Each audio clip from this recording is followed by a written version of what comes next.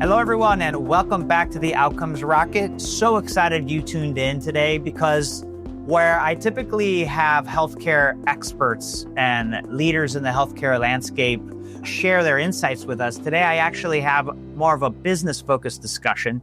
I've got the honor of hosting Simone Severino on the podcast. He's the founder of Strategy Sprints, and he's going to dig into his philosophy, his experience, and give us actionable advice around a topic that is near and dear to all of us as business owners, and that's sales. And that's how do we put together a sales strategy that helps us scale effectively so that we could help our team, so we can help our business grow, our shareholders, et cetera. So, Simone, I'm so excited that you joined us today and looking forward to our discussion. Thank you, Saul. Thanks for having me. It's our pleasure. It's our pleasure. So look, I want to kick things off by helping our listeners and our viewers understand you a little bit more. What was your aha moment that led you to start Strategy Sprints? And how did it shape your frameworks that you teach today? As I understand, you weren't always an entrepreneur. Talk to us about that. I started in one of these global advisories as a management consultant. And when you're a consultant, you are so smart, right? And you tell everybody what to do. And you think, come on, it's easy. Right? And then I went on my own, started my own business. Now I'm a builder. Now I have all these 100 moving parts. And I realized, oh my God, it's really tough, actually. Now I need a coach. So which of my colleagues do I call? Who will be my management consultant now? And I had to wait for them. It's expensive. I have to wait for 3 weeks before I can ask them a question. And then it's an 8 hours workshop. That's not what I need. I need something like Jarvis to Iron Man. I'm in action. I have a quick question. Should I jump from the left window or right window? Oh, give me a moment, Simon. I'm checking it out. No, the left window has a cactus. Go to the right window. So I'm in action. I need a quick answer, and then I move and continue moving. I don't need an 8 hours workshop. I need something that Jarvis to Iron Man. It essentially, like, I think everybody has, but watched it. But for those of you that haven't, I'd be surprised. But if you haven't, I don't want you to lose the point. Jarvis is literally that live voice in Iron Man's helmet or his lab, and Jarvis is constantly there, step by step, real time. Superhero in action, but doesn't need to stop the action. It just asks, and there is something around his head, and it answers, right? It researches and it answers. That's what entrepreneurs need. So if you're running a healthcare business, you don't want an 8-hour workshop 3 weeks later. You have a question right now. Should I organize cash flow statement this way or that way? Should I change the pricing? Should I add a product? Should I add a service? How do I price this service? You don't want to wait 3 weeks and have an 8-hour workshop. You'd rather get this answer quickly and then move on with other things that you have to do. I was missing that thing. And I was also a runner and a triathlete. And so I'm running and my triathlon coach sends me a message. Simon, you're running too fast. And how do you know? And he says, dude, I have your Garmin data. Real time. You are running too fast. You have to run slower. And I go, oh my God, that's how you do it. So we need a simple place with all the data and then real-time communication. That's what I need to build. That was my aha moment. And I said, okay, let's build it. And so we called it Strategy Sprints because it's immediate, it's in real time, it's strategy. What is the right thing to do right now? And then it's sprints. How do we quickly do it? I love that, by the way. And in today's world where things are constantly changing, and in healthcare, oh my gosh, here in the US, it is constantly changing. Right now, we've got the one big, beautiful bill that's taking out literally $1 trillion of funding to healthcare organizations. We've got regulatory changes, tariffs. Like the annual plan has got to be shifted to a sprint. Annual plan. Was it in your annual plan that Pfizer gets the good card and others get the bad card? It's not in our annual plan. Right? We have to roll with the punches. It happens from moment to moment. There's a tweet happening and stuff changes for you. Supply chain changes. Prices change because of tariffs. And 2 weeks later, the tariff is put back. So we need real-time decision-making systems. Real-time. And it's not enough to have a quarterly plan. We need Jarvis. And I want to actually approach this topic of sprints and strategy sprints under the lens of sales. So I've had a chance to take a look at the videos you put out there, the education, your book. You talk about selling systems, not staff. What are the biggest misconceptions that founders have about scaling with people versus scaling with systems? Traditionally, this is how you learn it in business school, and I was part of teaching it, that you learn to delegate. You write down how to do stuff. Now you have standard operating procedures, and now you start hiring. And a chapter of my book, Strategy Sprints, is about hiring, how to do it, and the checklist, and how to interview, etc. That chapter is old. It was 2022, by the way, when it came out, but it's Stone Age now. It's very old because you don't put people on problems anymore. So there are multiple ways now on how to do it. First is you think, what does the client really need? For example, with hospitals, what we do frequently is we map out how the client actually comes in and what is the flow in their experience. And when you do that, you realize, oh, wait a moment, 4 things where we spend a ton of money on, like the fancy coffee machine, they're not actually used. And there is one thing where they have a lot of irritation because they lie and we are rolling them through and they look at the ceiling all the time. And none of us thought about painting the ceiling in a friendly color. It costs nothing, but when you map it out first from the user's perspective, from the client's, from the patient's perspective, you realize, oh, something else is actually important. So the first step is not adding more people. The first step is thinking, hey, wait a moment, strategy. What do they need? The people that we are here to serve, what do they need? So first is the patients. Then it's our team, like the nurses, the doctors, the vendors. What do they need? Right? And sometimes it's actually less complexity and it's just small tweaks and small refinements in how we do it. And in the end, it's about really caring about them, making sure we are here to serve you guys and organizing away a lot of the rest. So how much time do people have to actually have patient care and time with the patient? And how many hours are spent on bureaucracy, on filling out forms, on signing insurance papers? That's actually not what we should be doing, right? If we are in healthcare.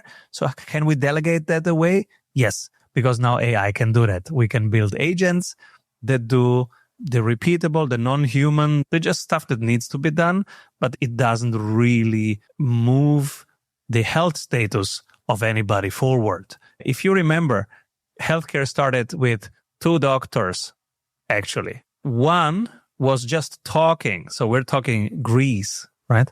The times of Aeschylus.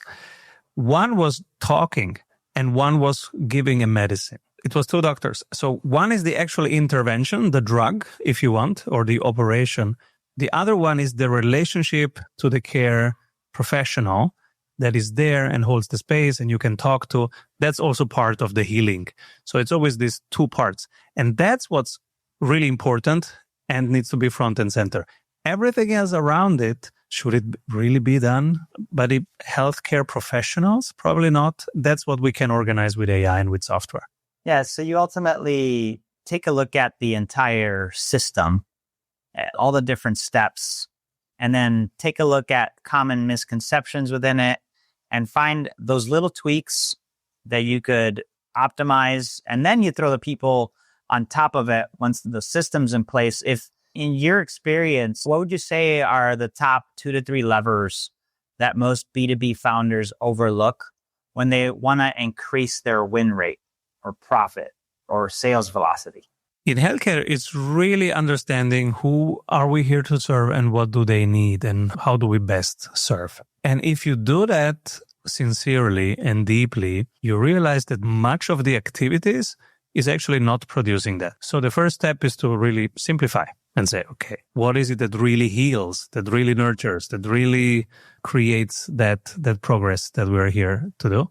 And then what we realize is that's the most important thing. So understanding that and creating the perfect conditions for that healing process to happen. That's number one. And Everything else, actually, you need to simplify, to strip away, to give to AI so that it can be done without interrupting the core work.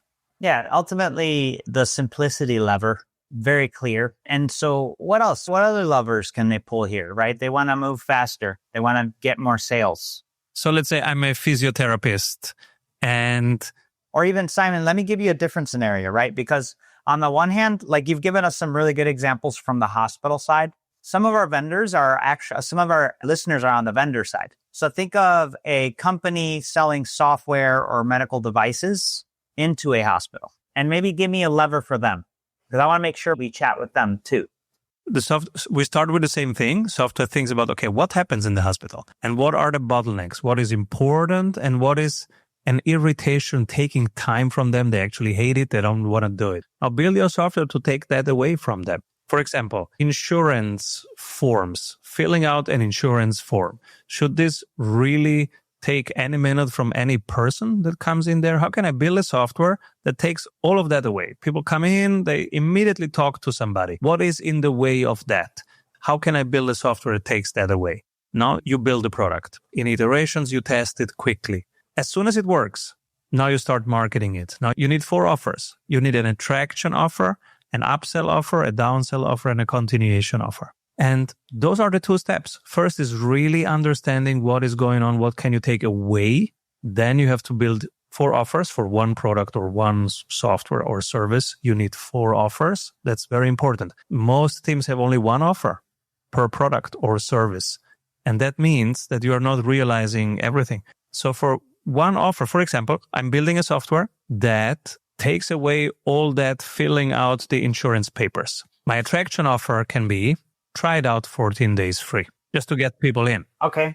The upsell offer can be, I organize the whole insurance system from the beginning to the end, from entering the data to sending the data where it needs to be, to getting reimbursed and to documenting the reimbursement. By the way, the cool thing, Simon, is we actually have a client that does this. There are a few teams that are doing it. Yeah, it's better needed. Yeah, there's a lot of options out there. But great. So the attraction offer, and by the way, this doesn't just have to apply. I love this, by the way. I want to dig into this further. Think about your product, folks, whether it's software or service. This is a really cool framework. So the attraction offer gets people in. Yeah. That's the upsell offer makes you money and transforms them. It either saves them time or it creates them more value, which is more money or more knowledge, or a better experience.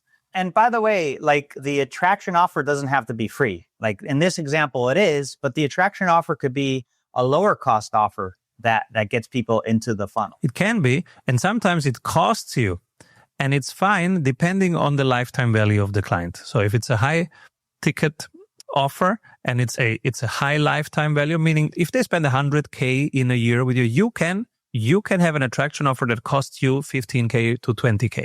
But if they spend less, then of course you have to go to 0. Get them in. Right. Then there is the upgrade offer. That's your real money maker. You transform their life. If they don't buy that in the same call, you will send them the downsell offer. Okay, if it's not the right moment, fine, but get started with some stripped off version of the same thing. Downsell offer, click. At least you get going with them. And you see why this makes a huge difference in the sales process. Absolutely. Because now, even if you're not selling, you're actually sold something and you can continue the conversation and get going. And then after a while that they use either the downsell or the upsell, then you will offer them a continuity offer. So you came for the insurance, but I noticed that you have also this other problem here, that you have to apply for some reimbursements. Can I do that for you? So that's a continuity offer. More maintenance, more services, more packages, helping them also with other things.